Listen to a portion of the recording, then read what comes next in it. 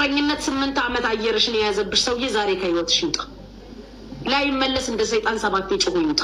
የማይበጃችሁ ሎጋውት ይበል። የሚበጅሽ ሎጊን ይሄ ሌላ ህይወት ልትጀምሪ ስትይ ኬትም ሲዝረከረቅ ቆይቶ ደህና ኑሮ ልትጀምሪ ስትይ ሀይ ብሎ በቴክስት የሚመጣብሽ ሰውዬ ኮኔክሽን ኢረር ይበለው መድኃኒዓለም ወደ አንቺ ቴክስት እንዳይልክ።